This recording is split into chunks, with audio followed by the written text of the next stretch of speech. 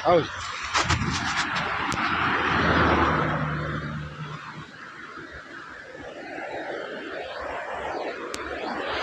अस्सलाम वालेकुम। Ishtiyaq Bukhari, state news मानसरा। इस वक्त हम बालाकोट से 2 किलोमीटर मानसरा की जानब एक मकाम पे मौजूद हैं, जहां दरियाए कनार अपनी पूरी आबो ताब के साथ बह रहा है। और ये दरिया जैसे ही गर्मियों का मौसम आता है तो सामने जो पहाड़ हैं वो वहाँ आपको बर्फ़ जो है वो नज़र आ भी रही है। तो ये ग्लेशियर्स जो हैं ये गर्मी की वजह से पिघल कर फिर जो है ये यहाँ के पानी की जो मकदार है और तग़यानी में इजाफ़ा हो जाता है।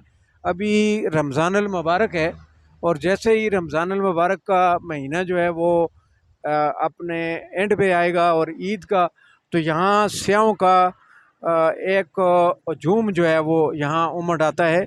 मुख्तलिफ़ पाकिस्तान और बैरून मुल्क से जो सयाह हैं उनकी तवज्जो का मरकज़ ये इलाका है।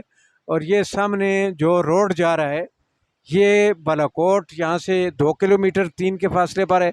और इससे आगे जो है फिर कागान भी है, शोगरां, सिरीपाई और नारां के सियाती मकामात हैं जो कि सयाहों की तवज्जो का मरकज़ बने रहते हैं। और ये बहुत ही खूबसूरत इलाका है जहाँ पे तकरीबन काफ़ी हद तक तामीर व तरक्की के काम भी हुए हैं। और यहाँ के जो मुंतखब क़यादत है उसने भी इस इलाके की सियाहत पर ख़ुसूसी तवज्जो दी, जिसके बायस ये इलाका सयाहों की तवज्जो का मरकज़।